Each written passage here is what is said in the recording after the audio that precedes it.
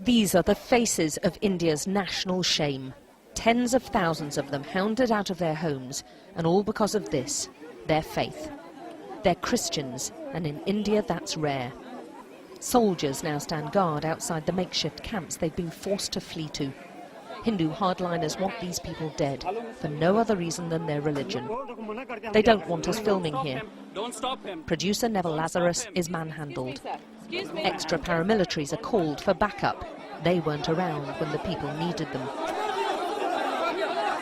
The crowd is incensed, urging us to come inside. The area's top official tries to calm them. But these are the same officials the Christians feel failed to protect them. And still they don't feel safe. The camp's been attacked twice. The authorities, they say, just look away. They are stuck in no man's land. They don't feel safe outside of the camp, and yet although they're living under armed guard, so many of them in one place makes them an obvious target. And all the while they believe no one cares and no one is listening. We have nowhere to go, they say.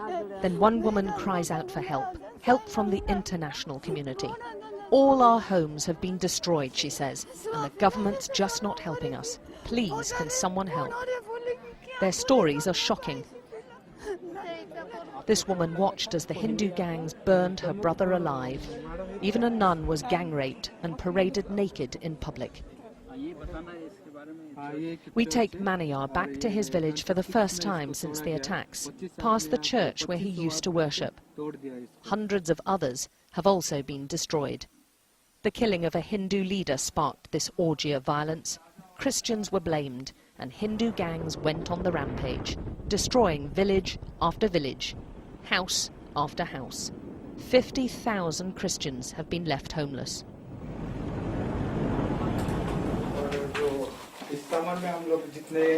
Maniyar's home is barely recognizable, with walls smashed in and every room trashed. Even the family Bible was ruined, and all their belongings were just set on fire. He, his wife and 3 children have nothing left but the clothes they fled in. Those remaining say they were forced to convert to Hinduism, often at the end of a gun, or as this woman tells us, with a knife to her throat. The conversions are continuing. These pictures were filmed by a Hindu cameraman. The Christians renouncing their religion each have a tikka mark placed on their forehead to signify the change in their status. There's also ceremonial burning of Bibles, hymn sheets and Christian booklets. These Christians insist their conversions are all voluntary, but they know now they won't be targeted. Now, if you want to stay safe in Orissa, you fly a saffron flag. It's the Hindu colour, the sign which says you're not Christian, and the mobs will then pass by and not attack. Displays of Christian faith are simply not tolerated anymore. It's mostly done in secret. Orissa's slowly being ethnically cleansed of its Christian minority. They were looking for me to beat or probably to kill me. That's why I was afraid. I could not live there. In the refuge camps, the tales of cruelty wrought on them is staggering. This woman saw one of her grandchildren, who was paralysed, doused with petrol and set alight.